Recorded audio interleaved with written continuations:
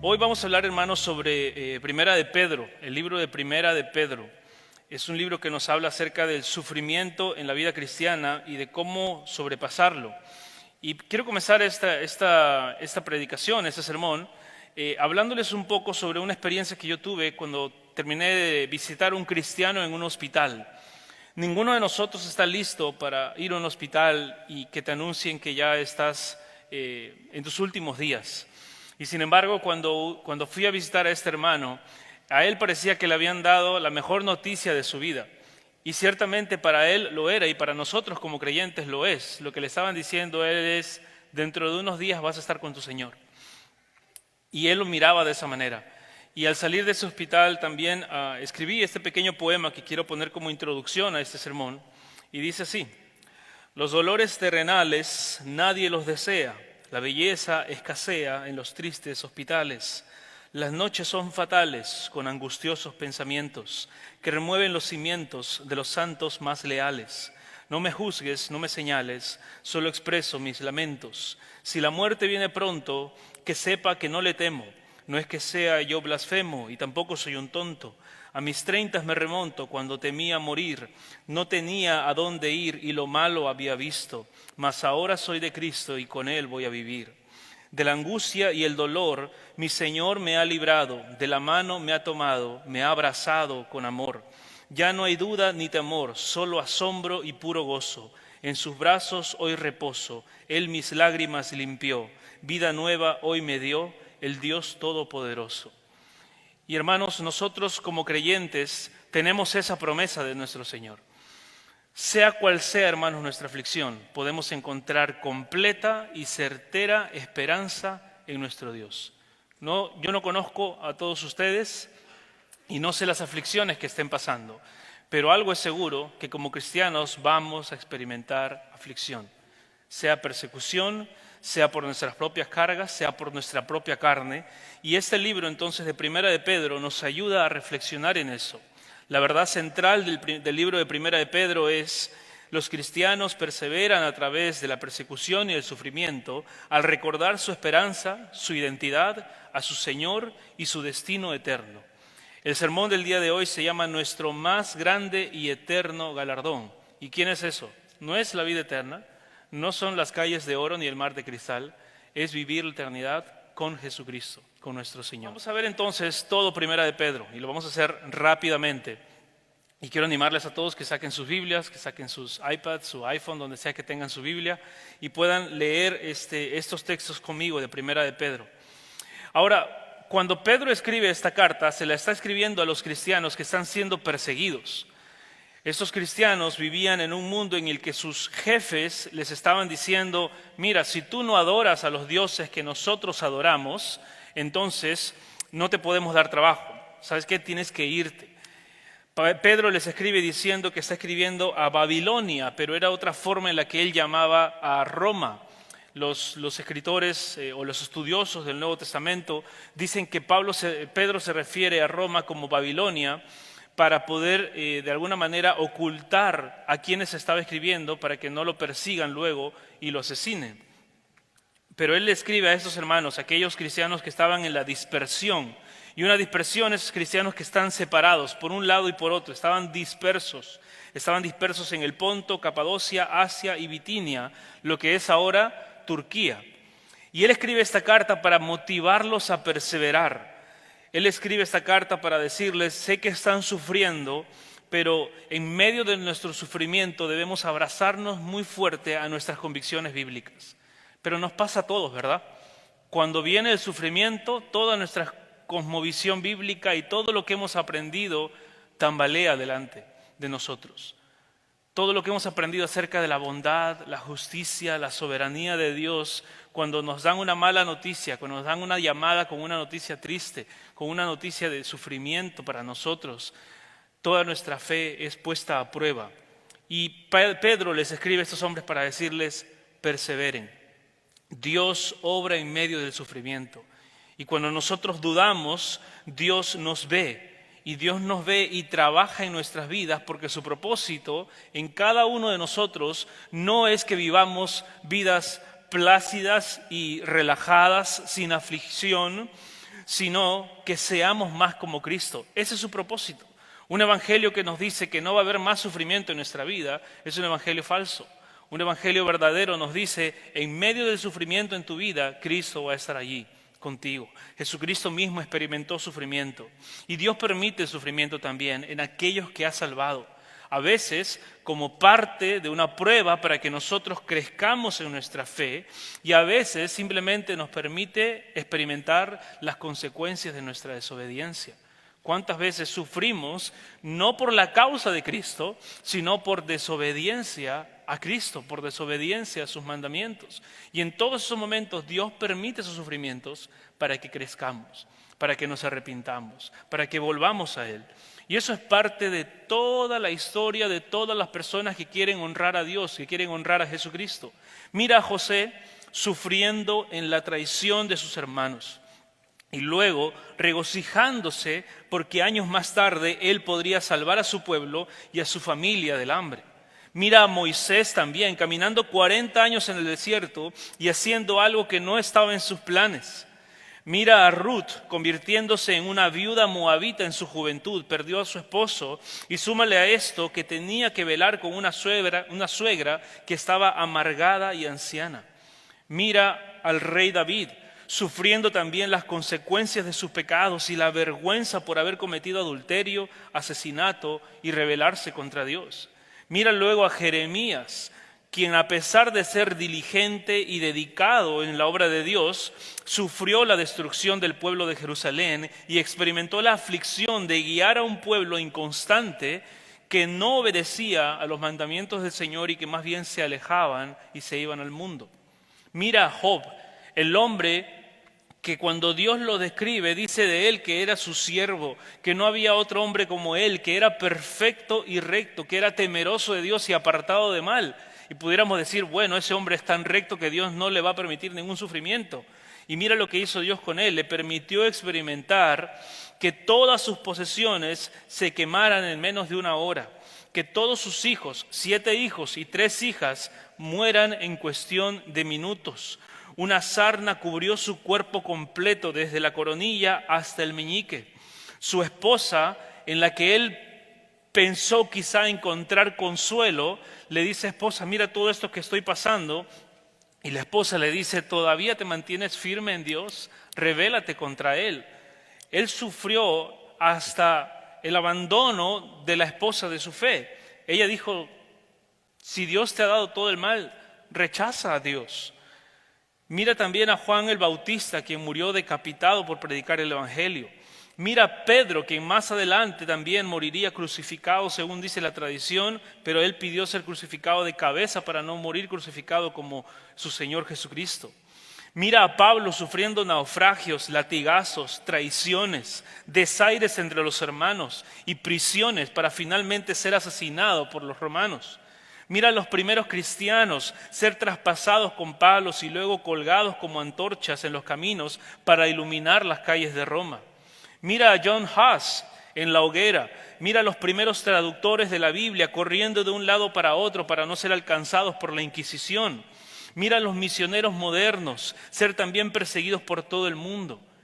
¿Qué nos puede hacer pensar a nosotros que si queremos perseverar en la fe no vamos a sufrir?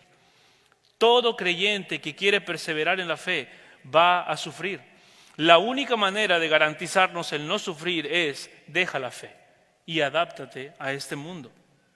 Nosotros vamos a experimentar sufrimiento, hermanos. Si tenemos un compromiso verdadero con Jesucristo, vamos a experimentar sufrimiento. Y de repente no tenemos una inquisición ahora que nos esté persiguiendo. O de repente asesinos romanos que quieran matarnos por ser cristianos. En algún momento eso va a llegar. Pero mientras tanto, ¿cómo vivimos ese sufrimiento? Cuando somos menospreciados en nuestros trabajos por ser o decir que somos creyentes. Cuando queremos predicar el Evangelio con valentía y coraje y de pronto nos digan, acá no queremos cristianos. O te consideren loco por hablar acerca de Cristo. Y ante esas persecuciones, Pedro le habla a este pueblo y les dice 4 cosas que van a ser los 4 puntos de este sermón. Primero, recuerda, hermano, recuerda tu esperanza. Segundo, recuerda tu identidad.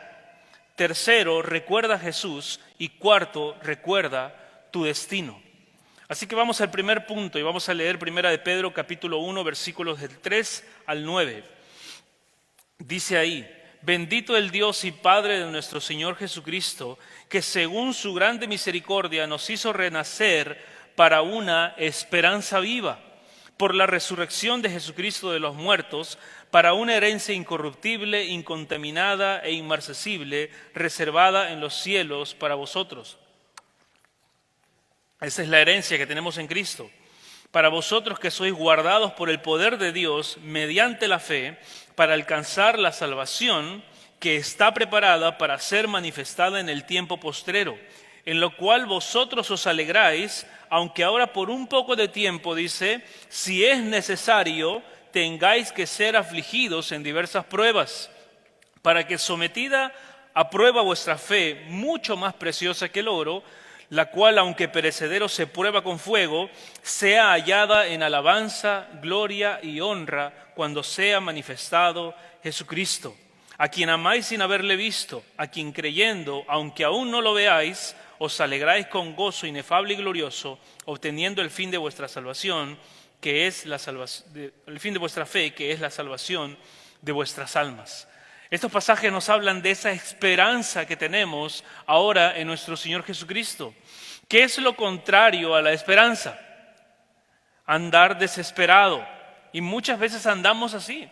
Cuando llega la aflicción a nuestra vida, andamos desesperados, pensando todo el tiempo en el problema. Leía un cartelito aquí a unos pasos que decía: ora por eso de la misma manera que piensas por eso, que piensas en eso, ¿no? A veces pensamos que si más pensamos en el problema vamos a encontrar una solución.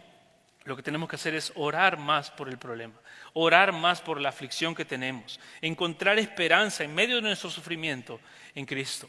Cuando tú prediques el Evangelio, cuando tú compartas tu fe con alguien y la prueba venga a tu vida porque te menosprecian, porque te consideren menos, porque te consideren anticuado, entonces tú tienes que tener tu esperanza en Jesucristo. Uno de los primeros efectos que tiene el sufrimiento en nuestras vidas es que crea duda en nuestra fe. Y Satanás se mueve en la duda, en la confusión y en la mentira. Ese es su campo de juego, pero él comienza con la duda. No está mal hacer preguntas, no está mal investigar un poco más. Es natural que nosotros tengamos algunas dudas y queramos seguir aprendiendo más de la palabra del Señor. Pero cuando nuestra duda se extiende, cuando vivimos una vida dudando de Dios, eso no se llama simplemente ansiedad, que es una temporada o una aflicción que como humanos y como cristianos podemos pasar. Pero si vivimos en la duda constantemente, eso se llama incredulidad. Y nosotros tenemos que arrepentirnos de eso y decir: Señor, yo no quiero caminar en incredulidad, yo quiero confiar en ti. No quiero caminar en el territorio donde Satanás se mueve, en la confusión, en la duda, en el engaño. Debemos recordar, hermanos, que el mundo se pierde y el mundo vive en desesperación porque no tienen a Jesucristo. Pero nosotros tenemos a Jesucristo. Y eso significa dos cosas. Primero, que no voy a andar desesperado como anda el mundo, porque yo confío que tengo un Salvador, porque yo confío que tengo un Señor que es bueno, que es justo y que es soberano. Es bueno, nunca va a buscar hacerme mal. Es justo, siempre todo lo que Él haga va a ser correcto. Y es soberano, todo lo que Él haga, todo lo que sucede en este mundo está bajo su control. Y si yo tengo un Dios así, entonces yo puedo caminar con confianza en que cualquier aflicción que yo pase, el Señor está conmigo. Pedro les está hablando a esos hombres y mujeres y les está diciendo: Dios los hizo renacer para una esperanza viva. Y es el segundo punto de ahí, que no debemos dejar de dar esa esperanza al mundo. Si tú tienes una esperanza en Cristo, primero ellos deben ver que tú no andas desesperado, sino que toda ansiedad la dejas a los pies del Señor, el cual nos da una paz que sobrepasa todo entendimiento. Y cuando tú le das eso, entonces el mundo te ve y dice: ¿por qué esta persona vive con tanta paz? ¿Por qué esta persona está tan tranquila a pesar de todo lo que está pasando? Y tú le puedes decir: porque yo confío en un Dios soberano, justo y bueno. Y le puedes testificar del Evangelio. Hermanos, las pruebas y dificultades son parte del crecimiento cristiano, pero aún más que eso, son parte de la vida en este mundo caído. Nosotros llegamos a este mundo llorando y si nos ponemos analíticos hemos llorado toda nuestra vida, todos los años lloramos por alguna razón. Pero Romanos capítulo 8, versículo 22 dice que aún la creación gime y sufre dolores de parto. Todo el sufrimiento que experimentamos en este mundo es causa de que nos hemos alejado de Dios, de que hemos hecho las cosas contrarias al mundo, a lo que Dios mandó. Desde la caída de Adán el mundo sufre, pero más aún los cristianos padecen por predicar el mensaje del Evangelio a un mundo rebelde que no ama a Cristo, que no quiere a Jesucristo como el único camino, la verdad y la vida. No quiere una exclusividad de Jesucristo este mundo. Y nosotros vamos a sufrir si predicamos un evangelio verdadero donde le decimos todo lo demás no salva, solamente Jesucristo salva. Eso va a traer consecuencias de sufrimiento, hermanos. Y tenemos que estar listos para ese momento. El mundo se opone al mensaje del evangelio. El mundo se opone a la predicación de su palabra. Este pueblo al que Pedro le escribía eran cristianos que como tú y como yo predicaban el evangelio en diferentes lugares, en sus trabajos, y le decían: no quiero participar de tus males, de tus fiestas, y no quiero participar tampoco de tu adoración a ídolos. Y esos hombres los miraban y los atacaban, y como tenían poder sobre ellos, los dejaban sin trabajos. Los dejaban sin dinero, sin ingresos, y su familia sufría en esa aflicción, pero también los acusaban y hablaban mentiras acerca de ello. Entonces Pedro les dice: aunque por ahora, por un poco de tiempo, tengáis que ser afligidos en diversas pruebas si es necesario, para que sometida vuestra fe a la prueba, mucho más preciosa que el oro, el cual aunque perecedero se prueba con fuego, sea hallada en alabanza, gloria y honra cuando sea manifestado el Señor Jesucristo. Mira la perspectiva que tiene Pedro. Tú estás en pruebas, sí, quizá hoy viene el Señor. Asegúrate de estar caminando firme en la prueba, porque el Señor puede venir hoy y que te encuentre en victoria, que te encuentre de su mano. Y dice: a quien amáis sin haberle visto y en quien creyendo ahora, aunque no lo veáis, os alegráis con gozo inefable y glorioso. Y esta ilustración que Pedro usa es interesante. El oro sometido al fuego. Las personas que trabajan con oro se llaman metalúrgicos, ¿no? Trabajan en esa ciencia, la metalurgia. Y ellos someten el oro al horno de fuego y los ponen en ese horno de fuego para limpiarlos de toda impureza. Y generalmente las personas que trabajan en esas áreas dicen que la única manera en que ellos pueden saber que el oro es completamente puro y entonces pueden exportarlo o sacarlo para la venta es cuando el metalúrgico que está quemando ese oro, que está, bueno, no quemándolo, pero sí está poniéndolo al fuego, se puede ver completamente reflejado como un espejo. Ese es el momento en que dice: ha sido purificado este oro. Ahora sí me puedo ver. Y es lo mismo que Dios hace con nosotros. Dios nos somete al fuego de prueba y dice: yo quiero formar la imagen de Jesucristo en esta persona. Así que cuando seas sometido al fuego de prueba, hermano, no lo veas como algo que es una sorpresa, como dice Santiago. No te sorprendas de cuando vengan las pruebas, sino date cuenta que es esto, que Dios está trabajando en ti para que seas más como Jesucristo, para que seas santo. Efesios 5:1 dice: sed pues imitadores de mí, imitadores de Dios como hijos amados. Dios quiere que nosotros veamos la prueba a la luz de la esperanza que tenemos, la esperanza de ser hallados en alabanza, gloria y honra cuando venga Jesucristo. Esa es la actitud con la que nosotros debemos esperar al Señor Jesucristo. Viene una prueba a tu vida y tú dices: bueno, quizá hoy viene el Señor, espero que me encuentre adorando al Señor, que me encuentre confiando en el Señor y que no me encuentre dudando o batallando con mi duda porque simplemente estoy no creyéndole a Dios, sino que sí, humanamente tengo pruebas, humanamente el dolor que siento me carga, humanamente y en mi carne me siento que estoy desconfiando del Señor, pero corro al Señor Jesucristo. El justo correrá a Jehová, dice el proverbio, y corriendo a Jehová podemos decir: Señor, ayúdame a confiar. Pero cuando nosotros como miembros de una iglesia estamos batallando con esto, debemos recordar lo que dice Juan capítulo 16, versículo 33. Estas cosas os he hablado para que en mí tengáis paz. En el mundo tendréis aflicción, pero confiad en mí que yo he vencido al mundo. Hermanos, vamos a padecer, vamos a experimentar sufrimiento.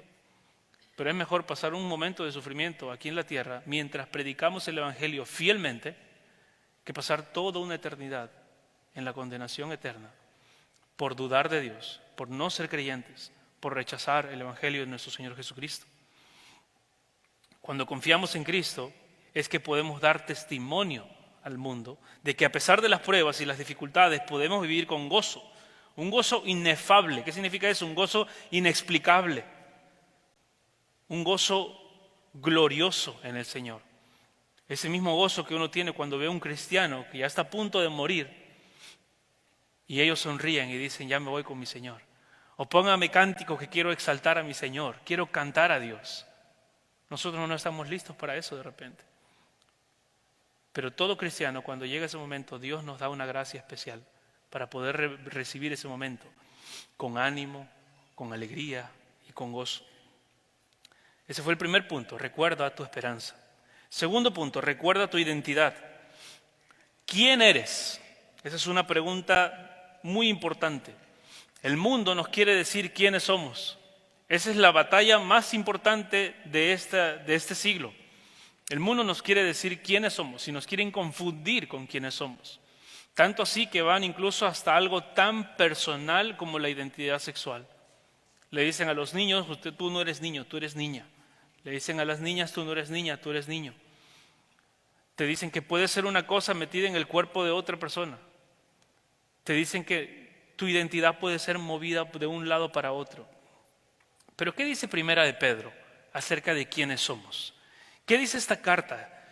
En la carta de Primera de Pedro y Segunda de Pedro, Pedro habla muchísimo acerca de nuestra identidad y utiliza bastantes términos. Ahora, hermano, voy a leer estos términos para ti, pero no quiero que pienses en esto como palabras para levantarte la moral, para que te sientas simplemente, soy lo máximo delante de Dios.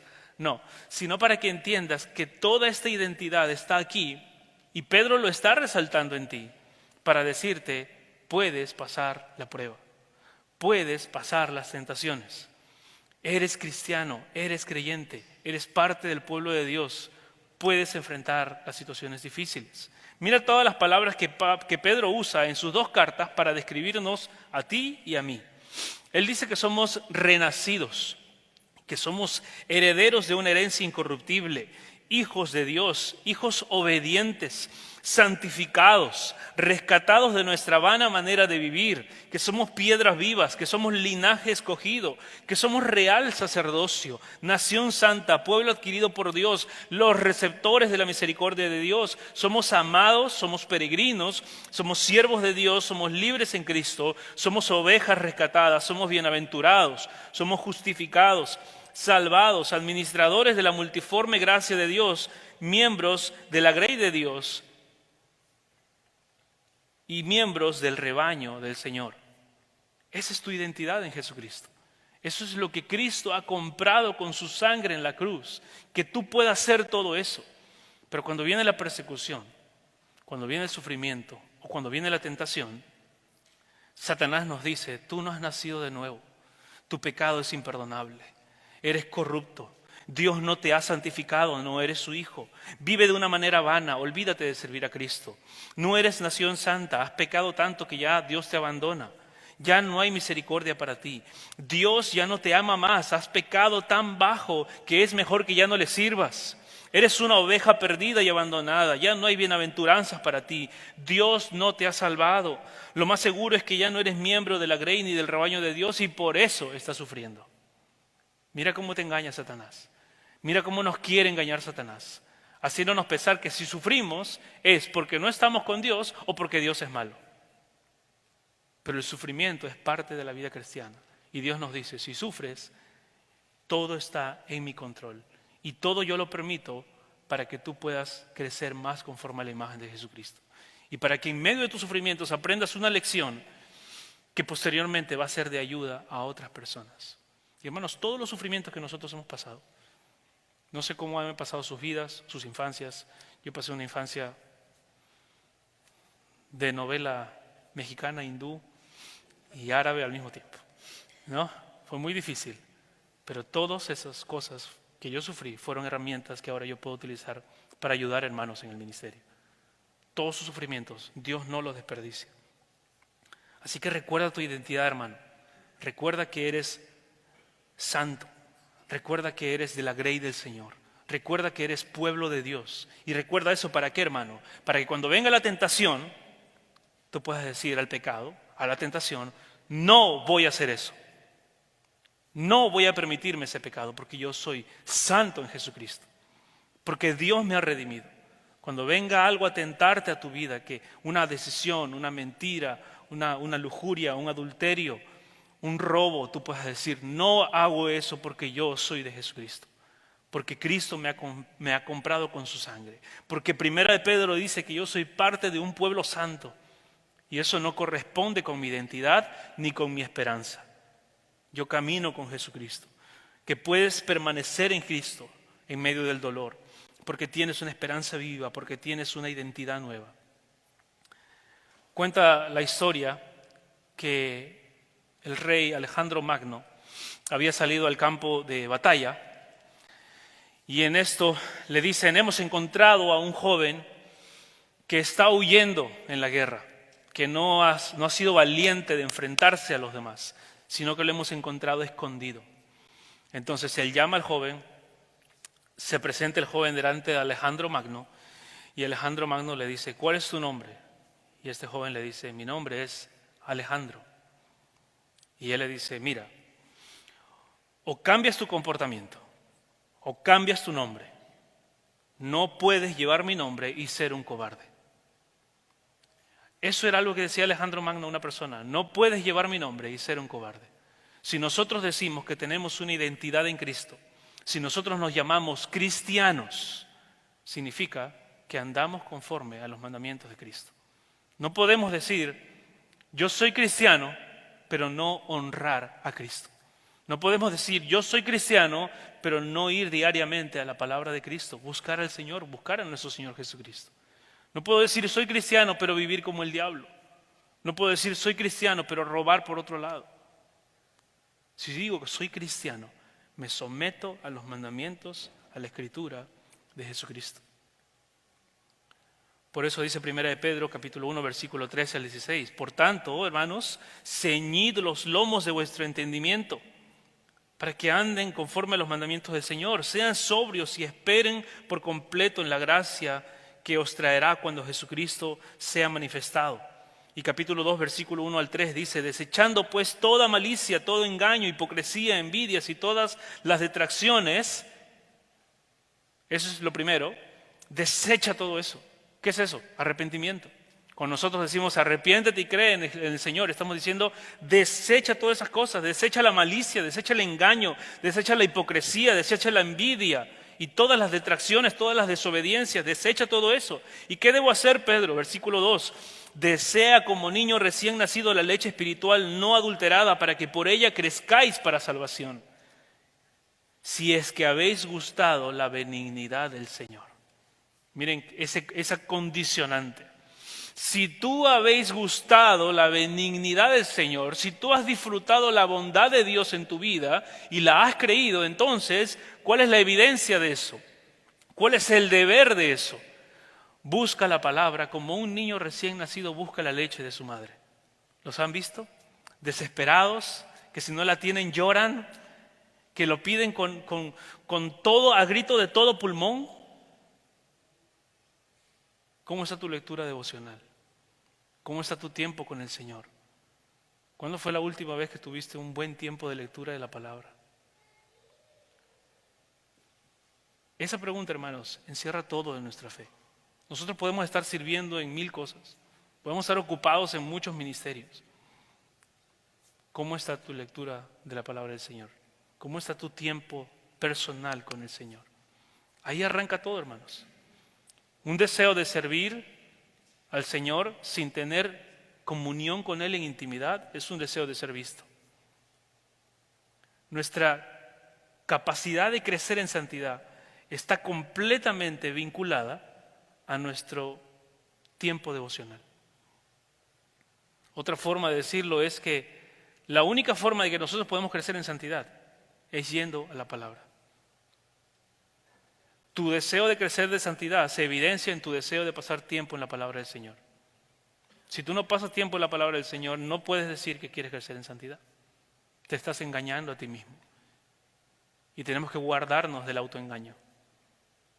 Porque nos podemos engañar a nosotros mismos y esa mentira puede durar años. Que no sea así, hermanos, sino que nos arrepintamos y le digamos: Señor, yo quiero buscarte de todo corazón. Quiero caminar contigo. Tercer punto, recuerda a Jesús. Primera de Pedro, capítulo 4, versículo 1 dice: puesto que Cristo ha padecido por nosotros en la carne, vosotros también armaos del mismo pensamiento, pues quien ha padecido en la carne terminó con el pecado para no vivir el tiempo que resta en la carne conforme a las concupiscencias de los hombres, sino conforme a la voluntad de Dios. Mira el versículo 4. A estos les parece cosa extraña que vosotros no corráis con ellos en el mismo desenfreno de disolución y os ultrajan, pero ellos darán cuenta que al que está preparado para juzgar a los vivos y a los muertos. Y versículo 3 dice: baste ya el tiempo pasado para haber hecho lo que agrada a los gentiles, andando en lascivias, en concupiscencias, en embriagueces, en orgías, en disipación y abominaciones, idolatrías. ¿Se dan cuenta, hermanos? Lo que está diciendo Pedro aquí es: recuerda tu esperanza, también recuerda tu identidad, pero recuerda a Jesús. Hermanos, somos cristianos. No somos, como decía un hermano, no debemos vivir el ministerialismo, sino el cristianismo. No debemos vivir el servismo, de estar involucrados en ministerios, estar involucrados en servicio, pero no estamos viviendo el cristianismo, el estar involucrados con Cristo. Recuerda a Cristo. Él murió para que nosotros no vivamos en pecado. Padeció en la carne, terminó con el pecado, para no vivir el tiempo que resta en la carne conforme a la concupiscencia de los hombres, sino conforme a la voluntad de Dios. Y eso es lo que nosotros tenemos que vivir, hermanos. Ahora, ¿vas a ser menospreciado? Sí, vas a ser menospreciado. Cuando tus hermanos en tu trabajo o la familia te digan: mira, ven con nosotros, vamos a hacer estas cosas y vamos a embriagarnos y vamos a hacer vicios. Y nosotros digamos: yo no participo en esas cosas porque yo amo a Cristo. Quiero ayudarte a que tú conozcas más del Señor Jesucristo. Dios no nos está diciendo acá que nuestro cristianismo sea conocido por todo lo que nos aborrecemos, porque hay muchos que su cristianismo solamente es: no bailo, no fumo, no tomo. Y entonces son odiados por su familia, pero no por la predicación del Evangelio, sino porque se creen mejor que ellos. Y la familia los percibe así. Tu familia debe ser capaz de decir: esa persona nos ama tanto, porque siempre está atento a nosotros, siempre está sirviéndonos, siempre está acompañándonos, siempre está cerca de su familia para todas las cosas que necesitamos. Podemos contar con esa persona que siempre está orando por nosotros, pero también respetamos y entendemos que esa persona no quiere participar de algunos eventos que nosotros hacemos porque es una persona que ama a Dios. Y a veces lo único que hemos dicho a nuestra familia es: no, yo no bailo, no fumo, no tomo, y nunca me inviten a sus reuniones. Y eso no es predicar el Evangelio, eso es quemar puentes. Nosotros no debemos quemar puentes, nosotros debemos construir puentes, llegar a ellos con amor, con misericordia, que ellos nunca puedan pensar que no los amamos, sino que ellos tengan certeza de que los amamos y que porque les amamos les predicamos también el Evangelio. Aunque ellos y aunque tus amigos de trabajo, aunque el mundo te diga que eres un santurrón, un religioso, que te lavaron el cerebro, tú dices: yo persevero en Cristo. Cristo terminó con el pecado para vivir el tiempo que resta en la carne no conforme a las concupiscencias de los hombres, sino conforme a la voluntad de Dios. Toda mi vida ahora debe estar enfocada ¿en qué? En vivir para Jesucristo. Por eso dice 2 de Corintios 5:15, y por todos murió para que los que viven ya no vivan para sí. Hermano, Cristo murió, y si tú has venido en Cristo ya no puedes vivir para ti mismo. Ahora se trata de vivir para Cristo en todas las áreas de tu vida, porque Él murió para que los que viven ya no vivan para sí mismos, sino para aquel que murió y resucitó por ellos. ¿Qué significa esto? Que en tus trabajos, en tus estudios, en tus finanzas, en tu tiempo libre, en tus vacaciones, en todo lo que nosotros hagamos, hermanos, estamos pensando cómo glorificar al Señor Jesucristo. ¿Cómo yo puedo honrar a Jesucristo en este lugar? No tomamos break de obediencia. No tomamos un break de devoción. En cualquier lugar que estemos, tenemos que seguir siendo devotos al Señor Jesucristo. El llamado de Pedro en esta carta entonces es persevera. ¿Eres tentado? Recuerda a Jesús. Jesús fue tentado y salió victorioso. ¿Se burlan de ti? También se burlaron de Jesús y Él perseveró. ¿Te atacan? Jesús también fue atacado y crucificado. ¿Te abandonaron? Jesús fue abandonado. ¿Te sientes solo? Jesús también estuvo solo y en una cruz. Él te entiende y está contigo y te dice, persevera en la persecución. No te estoy pidiendo algo que yo no hice. Ningún líder bueno pide a alguien que haga algo que él mismo no está dispuesto a hacer. Y nuestro Señor Jesucristo nos está diciendo, persevera en la aflicción, como yo también lo hice en la cruz por amor a ti. Y finalmente recuerda tu destino. Capítulo 4, versículo 12, hasta el final de Pedro. Hermanos, todo en este mundo es pasajero. También los sufrimientos y la persecución son pasajeros. Un día el cielo se abrirá y veremos a nuestro Señor vestido de lino fino llegar a la tierra con ejércitos celestiales. Y Él nos llamará a su presencia y toda persecución, toda aflicción terminará. Por eso dice 1 de Pedro capítulo 4, versículo 12 al 13. Amados, no os sorprendáis del fuego de prueba que os ha sobrevenido como si alguna cosa extraña os aconteciese, sino gócense por cuanto sois participantes de los padecimientos de Cristo, para que también en la revelación de su gloria os gocéis con alegría. Hermanos, todos vamos a padecer aquí y vamos a padecer por la gloria de Cristo. Pero Pedro está diciendo aquí algo interesante. Son los mismos padecimientos de Cristo. Y así como Cristo va a ser glorificado y cuando venga Él en la eternidad, Él también nos recibirá a todos en su pueblo y nos podremos regocijar con Él. Si nosotros predicamos el Evangelio bíblico, nos van a señalar como santurrones, religiosos, hipócritas, fanáticos. Y quizá algunos de nosotros perderemos nuestros empleos. Quizá algunos de nosotros van a creer en mentiras que va a decir el mundo. Y seremos víctimas de calumnias también. Perderemos aquello por lo cual nos hemos esforzado tanto. Pero en medio de todo esto debemos recordar que nuestro Señor regresará con poder. Y que cuando Él regrese, todos aquellos que menospreciaron el nombre del Evangelio serán condenados. Y todos aquellos que perseveraron en el Evangelio del Señor Jesucristo, recibiremos vida eterna y estaremos con Él. Quiero terminar con esta historia. Cuando yo era niño y veía las películas del Señor Jesucristo en Semana Santa, ¿verdad? Ahí en Perú tenemos esa tradición. En Semana Santa todos los canales transmiten películas del Señor Jesús. Y mi abuela miraba esas películas conmigo y ella me decía, qué lindo sería haber estado ahí en la entrada triunfal, cuando todos están recibiendo a Jesús con palmas y Él viene en este burrito que lo lleva. Me hubiera encantado estar ahí, decía mi abuela. Y yo quiero decirte algo, hermano, si tú has creído en el Evangelio,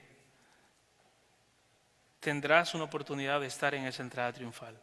Pero una entrada triunfal verdadera, porque aquella que narra la Biblia, después esos hombres estaban diciendo crucifícalo. Pero ese día nosotros podremos alabar al Señor sabiendo que vamos a estar en la eternidad con Él. Mira lo que dice Apocalipsis 7, 9 y 10, hablando de su regreso triunfal. Después de esto miré y vi una gran multitud que nadie podía contar, con todas las naciones, tribus, pueblos y lenguas de pie delante del Señor, delante del trono y delante del Cordero, vestidos con vestiduras blancas y con palmas en las manos. Esos somos nosotros, hermanos, vamos a estar ahí. Y clamaban a gran voz, la salvación pertenece a nuestro Dios que está sentado en el trono y al Cordero. Hermano, tú y yo estaremos en esa multitud. Y toda persecución habrá terminado, todo sufrimiento habrá terminado. Entonces podremos adorar a nuestro Dios con completa libertad y con completo gozo. Nosotros somos aquellos de los que Romanos 5, versículo 3 al 5 habla. Cuando dice, nosotros nos gloriamos en las tribulaciones, sabiendo que la tribulación produce paciencia, y la paciencia prueba, y la prueba esperanza. Y la esperanza no avergüenza, porque el amor de Dios ha sido derramado en nuestros corazones por el Espíritu Santo que nos fue dado. Esos somos nosotros, de los que está hablando la Escritura. Los cristianos perseveramos hasta el final, predicando el Evangelio, a pesar de todos los sufrimientos que vengan en nuestra vida. Ahora, si tú estás aquí de repente nunca has escuchado el mensaje del Evangelio, no esperes más tiempo. Que hoy sea el día de salvación para ti. No sigas rechazando el Evangelio. Si tu fe ha sido de repente como la semilla que cayó entre espinos, como la semilla que cayó en un camino, que simplemente escuchas algo, pero luego vienen las aves y se llevan esa predicación. Que de repente un momento creíste, pero después cuando vinieron las aflicciones y los espinos de este mundo o las tentaciones de las riquezas, te abrumaron y entonces dijiste, voy a servir primero a mis otros dioses y solamente voy a asistir un domingo para sentirme mejor conmigo mismo. Que no sea así. Que Cristo sea realmente el centro de tu adoración. Si tú no has creído en este mensaje, todavía no te has arrepentido, aún no has creído, el Señor dice, arrepiéntete. Arrepiéntete, ¿qué significa? Que tú dejas tu pecado, que tú dices, ya no quiero vivir más mi vida de pecado. Y a veces algunas personas dicen, bueno, yo no sé si pueda. Yo he tratado de cambiar, pero no he podido. ¿Y sabes qué? Prefiero no ser un hipócrita. Entonces, no digo que soy cristiano porque entonces puedo seguir en mi vida de pecado. Pero eso es una mentira del diablo, hermanos. No podemos vivir así. Porque la realidad es que sí, no podemos cambiar por nuestra propia cuenta. Y por eso el Señor también dice, arrepentidos, sí, creed. ¿Y qué es ese creer? Es creer, sí, que Jesucristo murió en la cruz, pero también es creer que solamente Él puede hacer un cambio en tu vida. Ninguno de nosotros aquí tiene poder para cambiar su vida, pero tienes que creer que solamente Él lo puede hacer. El Salmo dice, sobre ti fijaré mis ojos, te enseñaré el camino que debes andar. Dios fija sus ojos en ti y te dice, cree en mí, yo te voy a enseñar. ¿Qué mejor tutor quieres? Él es el que te va a hacer cambiar. Cree en Él, Él viene pronto. Apocalipsis capítulo 19 dice, vi el cielo abierto y apareció un caballo blanco. El que lo montaba se llamaba Fiel y Verdadero. Con justicia juzga y hace guerra. Sus ojos son como una llama de fuego y su cabeza hay muchas diademas. Tiene un nombre escrito que nadie conoce sino Él. Está vestido de manto empapado de sangre, la sangre de sus enemigos. Su nombre es el Verbo de Dios. Los ejércitos que están en los cielos, vestidos de lino fino, blanco y limpio, los seguían sobre caballos blancos. De su boca sale una espada afilada para herir con ella a las naciones y las regirá con vara de hierro. Él mismo pisa el recipiente del vino del furor de la ira de Dios Todopoderoso. En su manto y en su muslo tiene un nombre escrito. ¿Quién es este hombre que tiene tanto poder? ¿Quién es este hombre que viene así? Y dice, en su muslo tiene un nombre escrito. ¿Qué dice ahí? Rey de reyes y Señor de señores. Mire ese Señor Jesucristo que ya no viene como cordero, sino que ahora viene como león. A poner justicia en este mundo.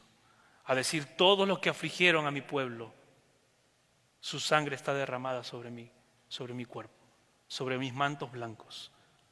Y a todos los que sufrieron en esta tierra, les dice, vengan a la morada del Señor que yo he preparado. Ese es el Rey que nos da confianza en medio de la persecución. Ese es el Rey que nos da esperanza en medio de la persecución. Es el Rey que nos da una nueva identidad, un ejemplo a seguir, un destino eterno de gozo en Jesucristo. Ese es nuestro más grande y eterno galardón, nuestro Señor Jesucristo. Amén. Oremos, hermanos. Padre Santo, gracias Señor por tu palabra. Gracias Señor porque en Jesucristo está nuestro más grande y eterno galardón. Padre, perdónanos Señor porque muchas veces buscamos un galardón terrenal. Estamos enfocados en lo material, en lo que podamos obtener, en lo que podamos lograr, en el sueño americano, en diversas tentaciones que dominan nuestra mente y que hacen que nuestra mente solamente piense en lo material, terrenal y lo de este mundo, Señor. Y a veces nos hemos olvidado de predicar tu evangelio. A veces nos hemos olvidado de vivir conforme a tu evangelio. Perdónanos, Señor, por eso. Ayúdanos a vivir conforme a la luz de tu evangelio, compartiendo tu evangelio con otras personas a pesar de lo que vaya a pasar en nuestras vidas. Y confiando, Señor, que un día tú regresarás Y que rogamos, Señor, que ese día nos encuentres predicando tu palabra, viviendo en santidad, amándote y glorificándote. Te esperamos, Señor. Ven pronto. Tu pueblo te anhela, tu pueblo te necesita. Mientras tanto, danos esa devoción, Señor, para buscarte en tu palabra, para buscarte en la oración, para no dejar de buscarte, Señor, para orar sin cesar, para buscarte de tal manera como dice Colosenses 3:16, Señor, que tu palabra abunde en nuestros corazones, Señor. Guíanos, Padre, a ser una iglesia, First Forney en español, que seamos en una iglesia que te ama, que conoce tu palabra, que conoce a su Dios y que le sirve de cerca, Señor. Gracias, Padre. En el nombre de Jesús oramos. Amén.